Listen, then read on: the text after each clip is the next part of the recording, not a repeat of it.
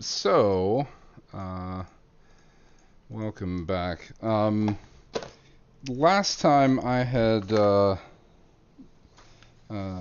started discussing math in Islamic countries. Maybe before I start on that, I'll remind you about the homework. I got a bunch of questions about specifically Heron's formula. So if you use law of cosines to prove it, that's fine.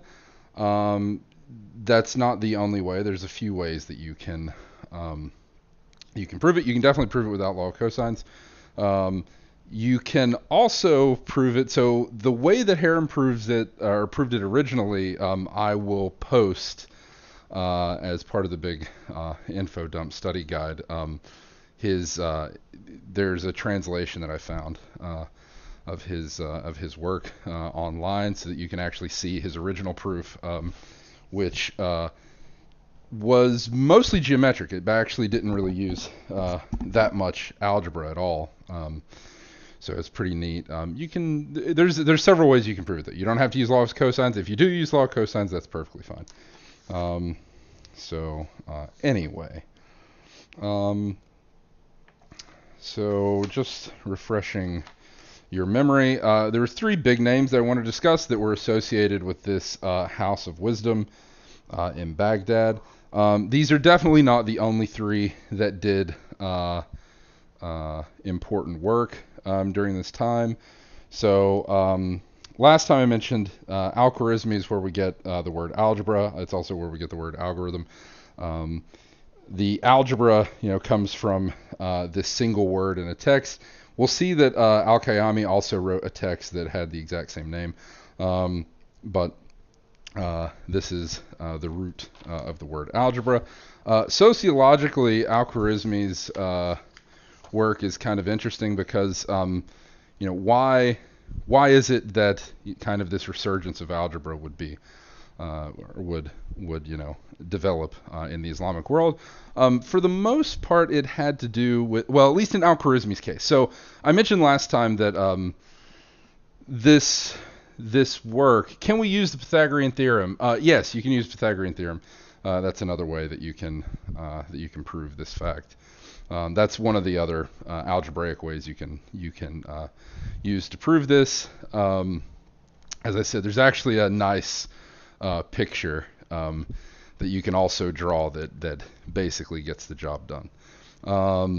That's the more geometric proof.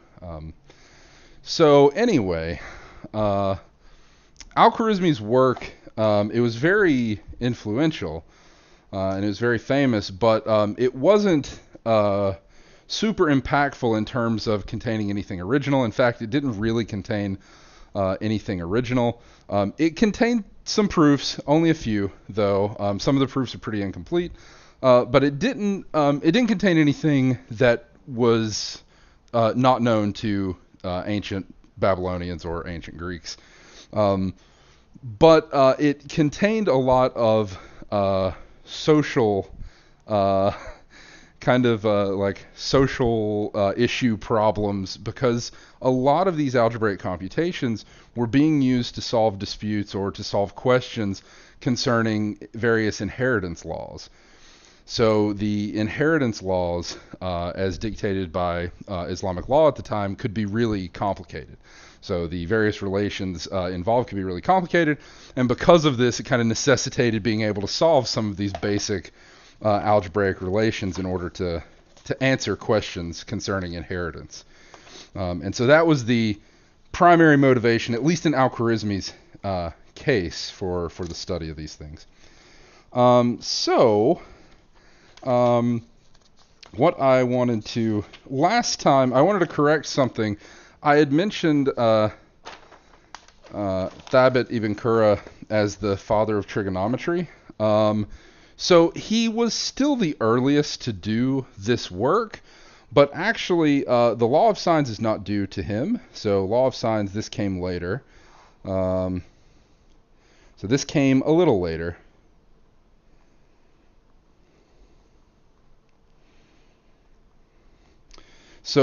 He did do work in spherical trig, and he was some of the earliest work that was done in spherical trigonometry was done by Thabit Ibn Qurra. He did work in a lot of fields. So he did work in politics, grammar. He provided commentaries on Plato's Republic. He did work on smallpox, the anatomy of birds, the beam balance, the salinity of seawater, the sundial, Euclid's parallel postulate, cubic equations, discussing the crescent moon, and so on. So there's a lot of... Screen is blurry. Let me see. I'm not getting the error from YouTube this time. I was getting it earlier before I started the stream, but I'm not getting it now. So is the screen blurry for anyone else? Let me know if it is, and I'll try to fix that. I adjusted the focus on the document cam, so hopefully that fixes it. Because it looks fine on my little preview in YouTube. So hopefully, maybe you can try upping the quality if your YouTube doesn't do that automatically. So let me know if it's blurry or buffers or anything. So this actually came a little bit later. This was not due to Ibn Qurra directly. So law of signs, I believe the earliest work on something that was equivalent to this was done by, I had this pulled up. So Al-Jayani and Al-Tusi. So this came a little later. This was due to Al-Jayani and Al-Tusi. So here are two names that were big contributors in other ways that I may spend a little bit of time on later, because actually I think it's more easy to appreciate some of their work after we talk about non-Euclidean geometry a little bit later, especially with their work on spherical trig. So it was Al-Jayani and Al-Tusi stated both the law of signs for spherical trigonometry and then later plane trigonometry. Okay. So Al-Jayani was writing. So Al-Jayani is from like 989 to 1079, and Al-Tusi was a little bit later. So Al-Tusi was kind of like the last superstar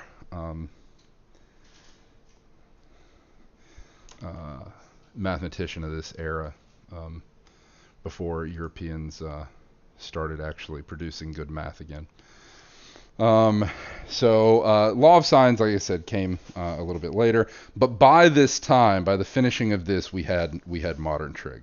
Thabit Ibn Qurra was probably the first in the Muslim world to actually consider spherical trigonometry, and also the first to seriously consider. There had been a few considerations earlier, even by Alexandrian mathematicians, but Ibn Qurra expanded that a little bit. So he was interested in a lot of stuff.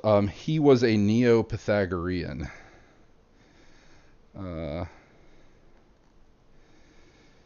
So he was a Neo-Pythagorean. He belonged to a sect called the Sabians. So Ibn Qurra was a Sabian. I'm not going to get into the history of that group, but can have a look at it if you want. It's actually a very interesting sect that you can read about. He also believed not in the very anti-Aristotelian view that there was no actual infinity, that there was only a potential infinity. He actually believed in the reality of infinity. So he did work in spherical trig. He did work in basically the precursor to calculus and analytic geometry. So he did a lot of stuff. One of the things that he's maybe most known for is his description of what are called Thabit numbers, named after him. So the textbook doesn't call them this, but this is what they're called, or 3-2-1 numbers. So he was the first to discover this rule. Here's the rule. Let n be a positive integer that is greater than 1. Okay. Then let p equal 3 times 2 to the n minus 1. This is where 3-2-1 comes from. So let p be 3 times 2 to the n minus 1. Let q be 3 times 2 to the n minus 1 minus 1. And let r equal 9 times 2 to the 2n minus 1 minus 1. Again, we could rewrite that if we wanted to as 3 squared to keep it in the format of like 3-2-1, right? So if P, Q, and R are primes,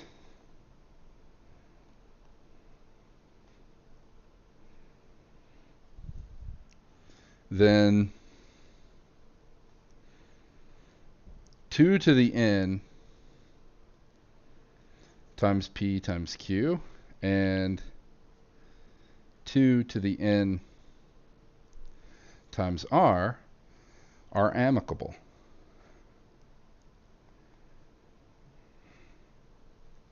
So remember what the definition of amicable is. Okay. All right. So the sum of the proper divisors of each equals each other, right? So remember.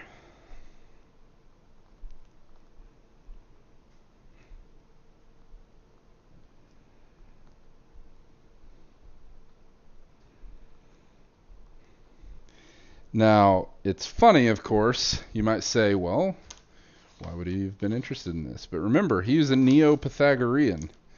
And remember that the Pythagorean belief that all is number included the belief that these amicable numbers really were indicative of friendship, right? So even though when we were studying this, we said that, we can't know for sure if this was actually attributed to Pythagoras, or if he was the one who was responsible for it, or if his followers just attributed it to him. But the Pythagoreans knew that 220 and 284 are amicable, right? In fact, this was like the basic amicable pair. I believe you checked this on your first homework, that these two were amicable numbers. Well, note that when n is equal to 2, what do we get? So when n is equal to 2, p is 3 times 2 to the 2 minus 1. So that's 3 times 4, it's 12, minus 1 is 11. Right? Q is 3 times 2 to the 2 minus 1 minus 1. So that is 2 to the 2 minus 1. That's just 2 to the 1. So this is 3 times 2, 6, minus 1. That's 5. And R is 9 times 2 to the 2 times 2 minus 1 minus 1. So that's 2 to the 4 minus 1. So that's 2 to the 3. So that's 8. So 9 times 8 is 9 times 8 is 72. 72 minus 1 is 71. All are prime, right? So all of those are prime. Okay. So P, Q, R are prime. Well, what does this mean? Well, this theorem, due to Ibn Qura, is that if p, q, and r are all primes, then 2 to the n times p times q and 2 to the n times r are amicable numbers. So let's look at 2 to the 2 times p times q. That is 4 times p, that's 11, times q, which is 5. Okay. And so what is that? 4 times 11 is times 5, so 4 times 55. So that's 220. And the other number that is amicable to that's 2 to the n times r. So this is 2 squared times r. That is 4 times r is 71. So that's 284.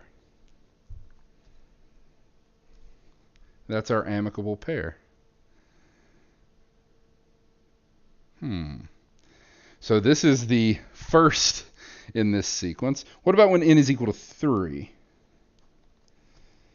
So when n is equal to 3, well, I note that r, which is 9 times 2 to the 2 times 3 minus 1 is, this is 9 times 2 to the 2 times 3 is 6 minus 1 is 5, so 2 to the 5th, that's 32. 9 times 32 minus 1, what is that? Well, 9 times 32 minus 1, let's think for a second here. 9 times 32 is 270 plus 18, 288 minus 1 is 287, right?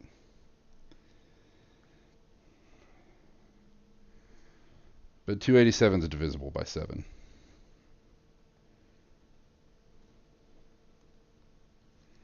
Right, this is divisible by 7.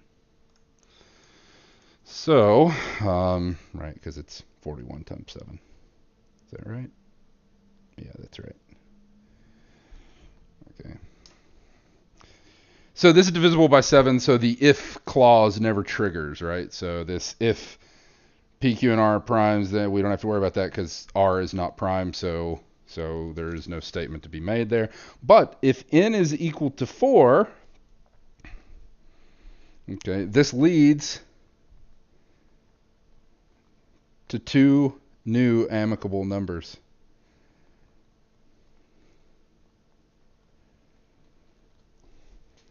Which ones? Well, let's see here. So if p is 3 times 2 to the 4th minus 1. So that is 3 times 16 minus 1, so that's 47. So that's prime. Q is 3 times 2 cubed minus 1. So 3 times 8 is 24, minus 1 is 23. That's prime. And R is 9 times 2 to the 2 times 4 minus 1 minus 1. So this is 9 times 2 to the 7th minus 1. So let's see, 2 to the 7th is 128. Right, so this is 9 times 128 minus 1. 9 times 128 minus 1 is 1151, which is in fact prime. Okay. All right. And so we get 2 new amicable numbers. The 2 new amicable numbers we get, according to this rule by Ibn Qura, is 2 to the 4 times p times q. right? And 2 to the 4 times r. Okay. So 2 to the 4 times p times q, that is 16 times 47 times 23. So 16 times 47 times 23. So what is that? That's 17,296.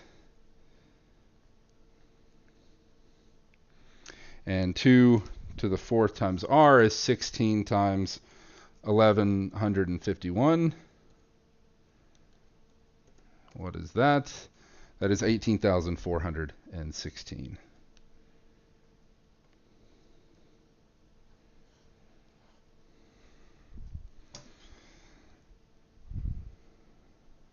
So that gives you another amicable pair. And you're going to get an amicable pair whenever that is satisfied. So this is a pretty nice accomplishment, and it's due entirely to Ibn Qura. Okay. So that's one example of what he did. Okay. All right. One more. How about Al-Khayyami, or better known as Omar Khayyam?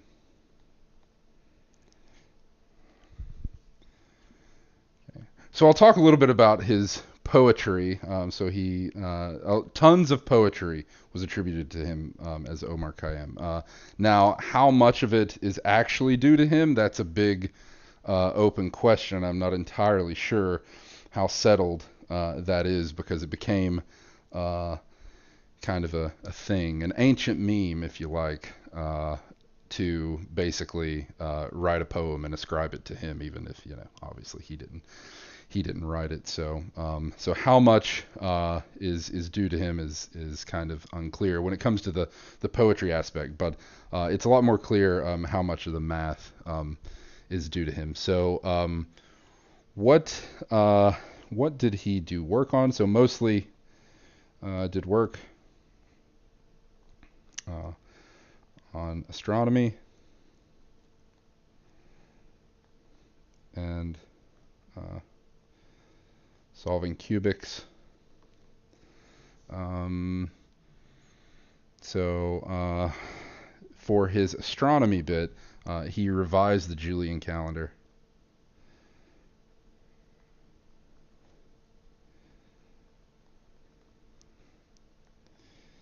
And his revision was very accurate. So his revision of the Julian calendar was very accurate, basically as accurate as the Gregorian calendar. So basically close to the Gregorian calendar in accuracy.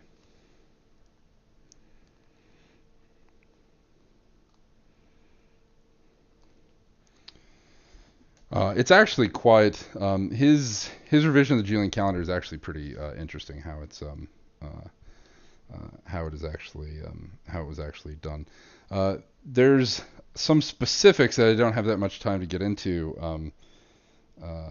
That again is kind of getting piled into an ever-growing list of things that basically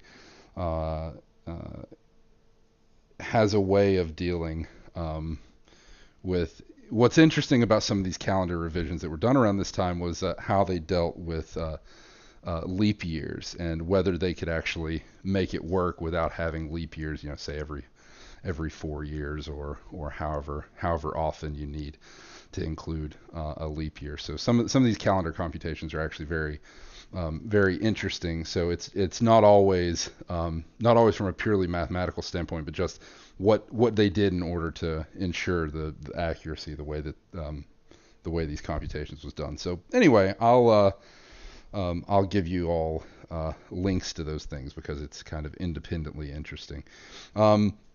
Mathematically, one of the biggest contributions was for solving a specific type of cubic that hadn't been considered before. So the cubic equation was this. So x cubed plus ax squared plus b squared x plus b squared c is equal to 0. Okay. So he considered this cubic. So how did he solve it? So his method was the following: to intersect the hyperbola, which is y is equal to bc over x plus b with the circle,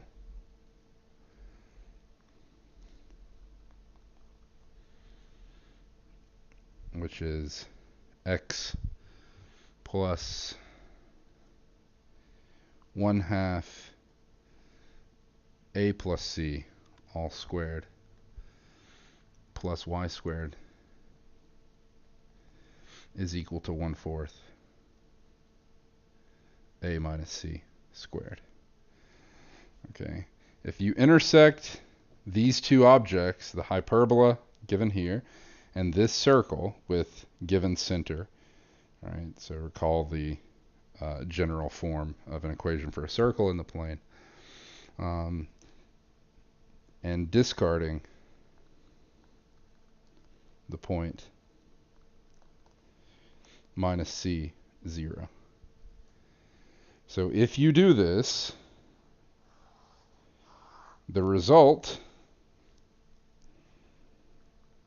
is you will find a positive real solution to this cubic.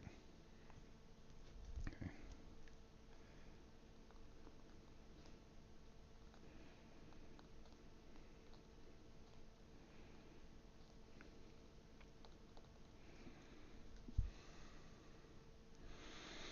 So how does this work?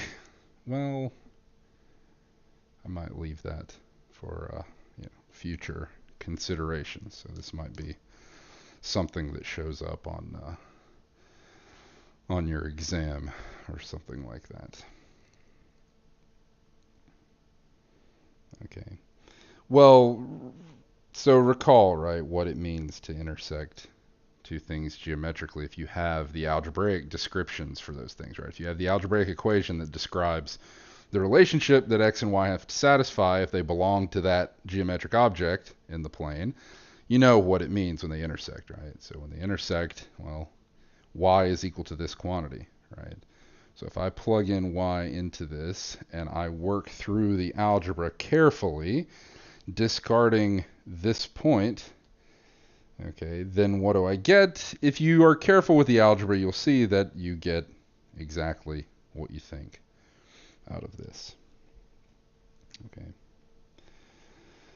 All right, so you get that such an xy must naturally satisfy this. Okay, this equation. So this is a pretty nice method for doing this, and something like this wouldn't be surpassed until by European mathematicians until much later. Okay. So kind of the last thing I wanted to mention was so Al-Khayyami is better known as Omar Khayyam, the poet.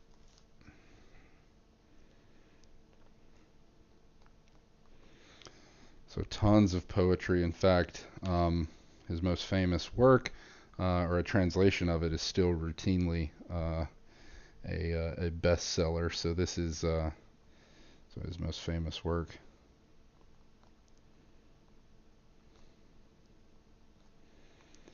Is I never knew how to pronounce this, Rubaiyat.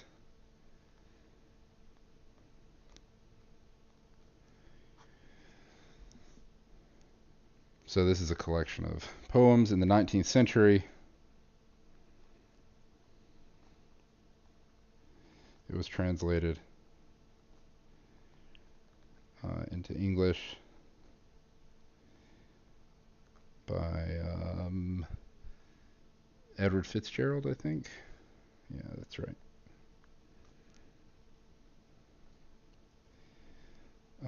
And this is still a popular book of poetry.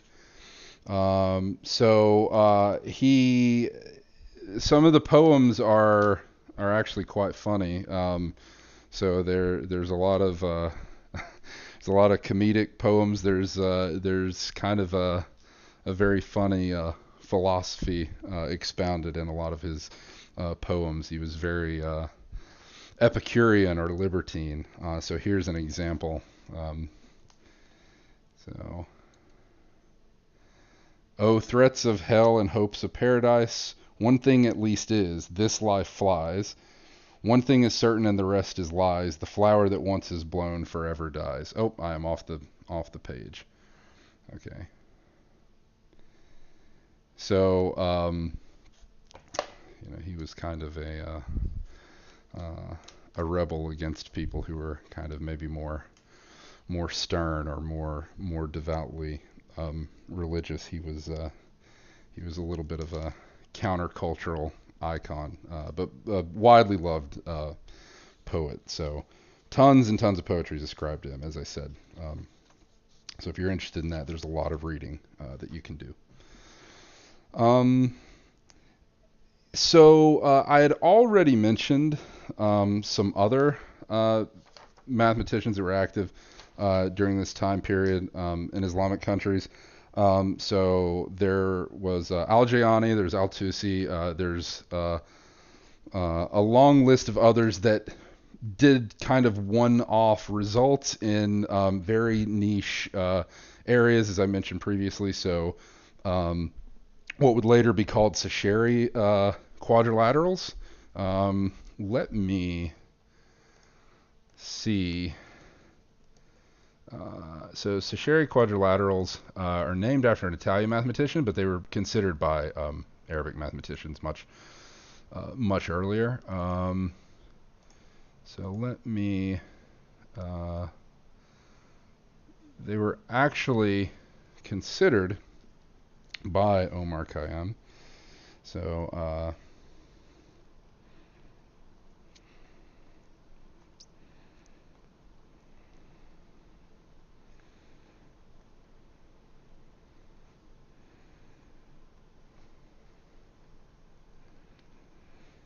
what are Sasheri quadrilaterals? They are quadrilaterals where you only keep the base angles as right angles and the sides can be curves. So, for instance,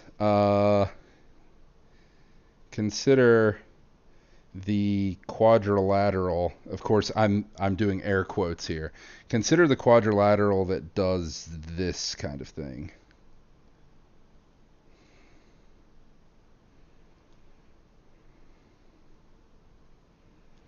So these are right angles, but the sides here are curves. They're not lines, right? Another example would be something that looked like this.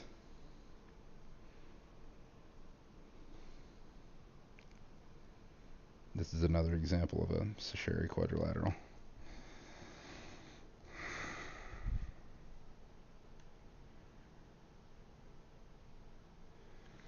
Okay. So the person they're named after, Giovanni Sacheri, I believe. So he lived in like 1733, but obviously Omar Khayyam was the first to actually consider these things. Why were these things being considered? These were considered as investigations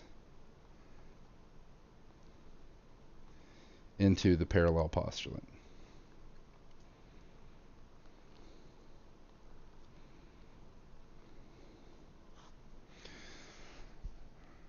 So these Islamic mathematicians were investigating the parallel postulate quite a bit, and this wasn't totally the extent to which they were questioning and trying to prove or disprove the Euclid's parallel postulate.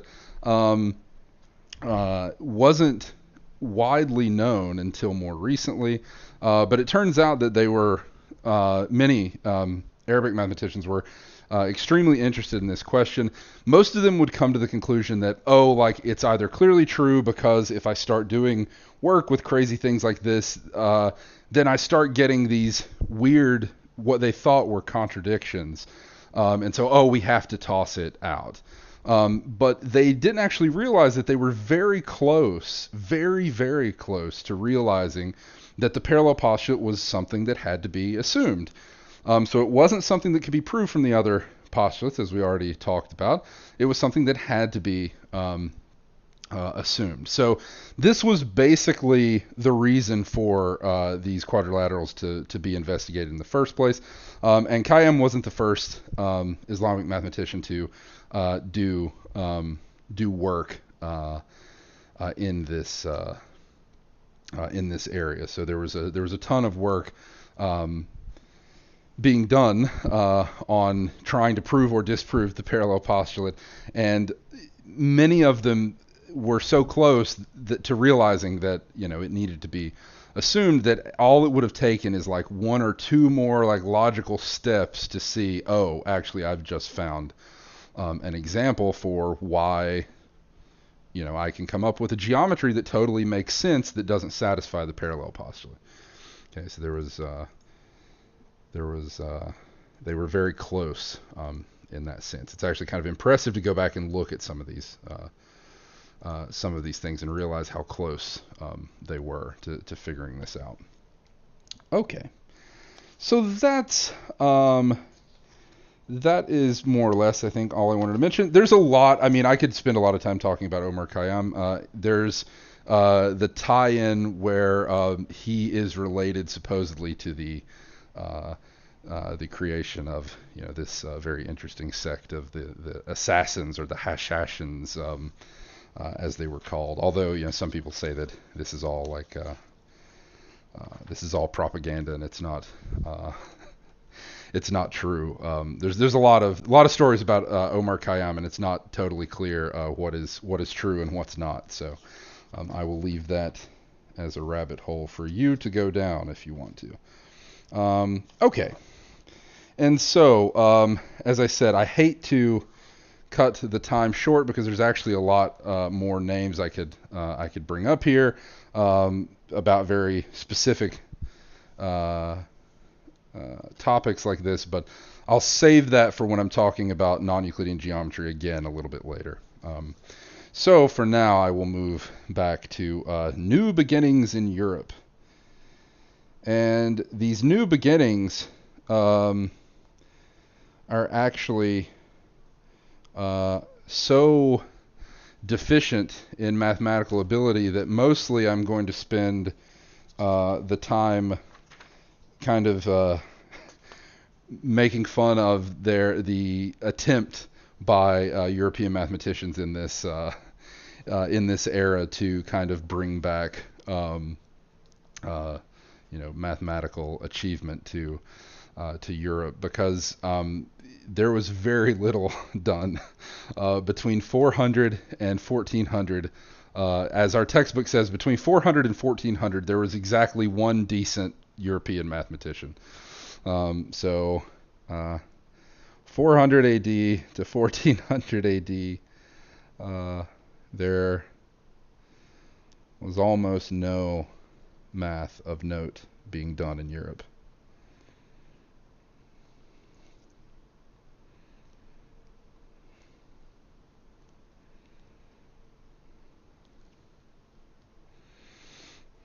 And that's not an exaggeration. There is one mathematician in this time period, Fibonacci, that you've probably heard of before because his name is on Fibonacci numbers, the Fibonacci sequence, which you've also probably heard of before. So Fibonacci was basically the only notable mathematician in Europe at this time. And when I say of note, what do I mean? I mean that without fail, almost all of these mathematicians that I'm going to mention as being kind of like the new beginnings, almost all of them their contribution to math was either a text or a translation or something that basically was mathematically something that was known to ancient Babylonians, right? So something known to ancient Babylonians, in many, many thousand years previously, that was kind of the height of their mathematical knowledge. So that's what I mean when I say of note. Basically, nothing being done that wouldn't have been able to be done by a Babylonian scribe in 1000 BC. Okay. So I think that's probably a reasonable definition of note. So a couple of so to first say, basically, the main cause, the main causal factor in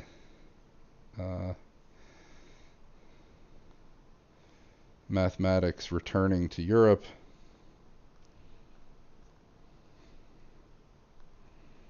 was contact with Arabic civilization.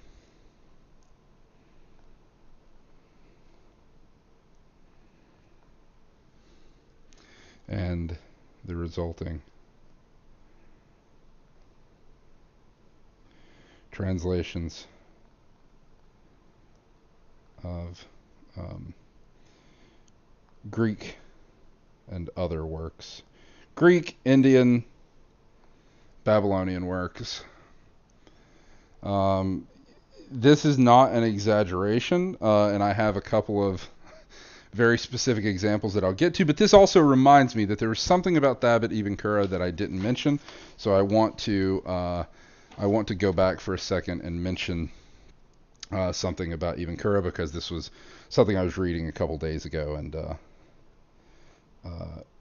it's not mentioned by our textbook, but this is important, I think. So something that Ibn Qurra also did was he translated Apollonius's work on conics.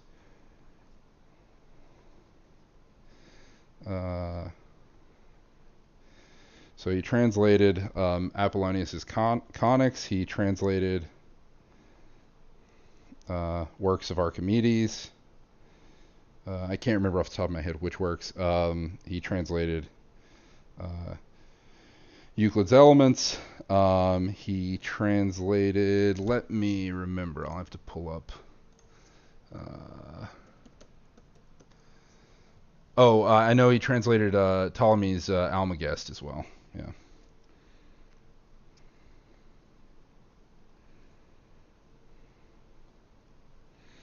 So there was already a translation of Euclid running around, but he revised it. So there were early translations of Euclid from, well, yeah, there was a translation of there was an Arabic translation of Euclid from 100 or so years prior to no, it's more like 40 years prior to Ibn Qurra. There was a translation, an Arabic translation of Euclid. So he revised that translation. So this was another important contribution. Ibn Qurra actually contributed these translations. His translation of Euclid is not the one that was the main source of Europeans rediscovering Euclid's Elements. I'm about to mention where that came from. Okay, but anyway, this is a nice little aside here that I don't want to forget. Okay, so as I said, the main causal factor in mathematics return to Europe was contact with Arab civilizations and thus contact with getting their hands on these translations of ancient Greek texts and other texts like text by the Indian mathematician Brahmagupta and text by Babylonians. So this or whether those had been synthesized into some other various translations or whatever. Basically, all of these things combined, this was what was important. So in fact, kind of our first example Gerbert of, I can't remember the town he's from, but he's going to have another name here in a second. So his town name starts with an A, I want to say. Uh, so he lived between 940 and 1003. So he lived in modern day France, but he had studied in Spain. And as a result of studying in Spain, he learned Indian numerals, but not zero. So learned Indian numerals,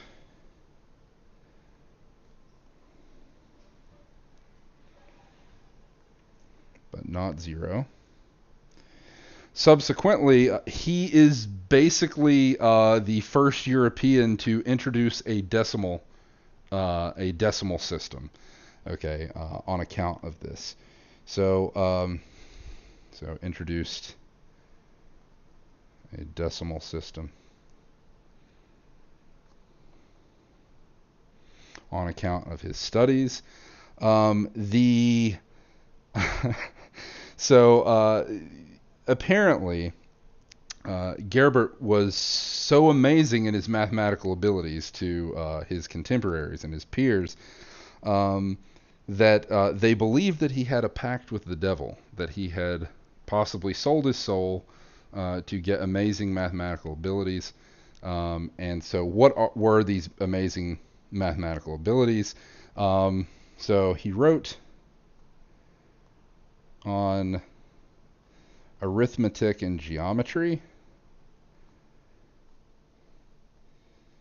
Okay, what was his main work on geometry? So this is from his geometry. Okay, this is the hardest problem from his geometry textbook. So what was it? Okay, so this was one of the most difficult problems in his textbook. It was find x and y such that x squared plus y squared is equal to a squared, and 1/2 xy is equal to b.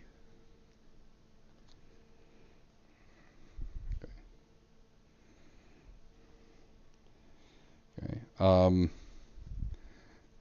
Notice that this would have been considered an easy problem to Babylonians, right? So this would have been an easy Babylonian problem.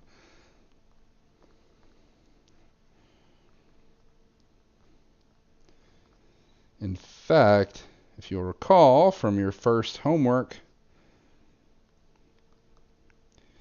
the problem that I gave you of finding a solution to that simultaneous cubic equation, that's a much harder problem than this, right? It's not even close. That's like an order of magnitude more difficult than this.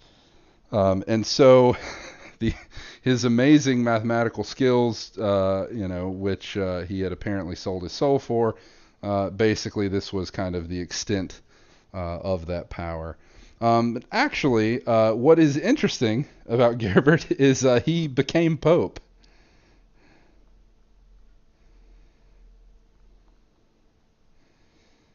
So he became Pope Sylvester II.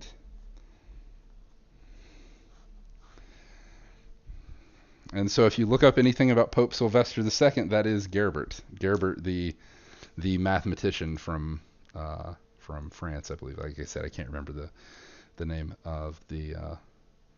I believe he was French. Well, maybe he was Spanish. I'd have to look it up. I can't remember now off the top of my head. My memory fails me. So he actually became a pope and was pope for a few years. I believe he was pope for like 4 years. So from 999 to 103 or 1003, he was pope. Okay. There was another contemporary of Gerbert, Roswitha. Roswitha of Saxony. And the only thing to say there is that Rothsvita was interested in perfect numbers. So you see, I mean, perfect numbers, right? These are things that were found to be interesting to the Pythagoreans. Of course, the Pythagoreans were interested in them, in the 400s BC, right? So this is it's good to see the rumblings of something going on, but of course, they're still at a very rudimentary level relative to mathematical development, right, of the previous 1,000 years. Okay, so this is the early rumblings of mathematics in Europe. As we'll see, kind of the most interesting thing, I've run out of time, so I'll stop, but next I'm going to mention exactly how Europe gained access to Euclid's Elements again. And this came from a very specific Arab translation that was basically obtained by an Englishman who had attended some lectures in Muslim Spain, pretending to be a Muslim, and he obtained a translation of Euclid's Elements, and it's that translation of Euclid's Elements. So it was translated, from Greek to Arabic, and then it was translated from Arabic to Latin. That Latin translation was the basis for all European translations of Euclid's Elements until all the way up till the 1600s, I believe. Okay, so this was this was important. Okay, so anyway, I think that's all for today. So over the weekend, I'm going to post the big long info dump as well as your midterm. Okay, so you're going to have a week to do your midterm at least. Again, it'll be, if you need a little bit more time, that's okay. There will be some essay type questions. There will be some math questions. And of course, if you have any questions about those, or if you still have any questions about the homework 2, you feel free to ask those either before class, or you can email me, or you can email me and set up an appointment for a Zoom meeting or something. Okay, so anyway, just let me know. I will see you all on Monday. So have a look out. Like I said, over the weekend I'll post all that.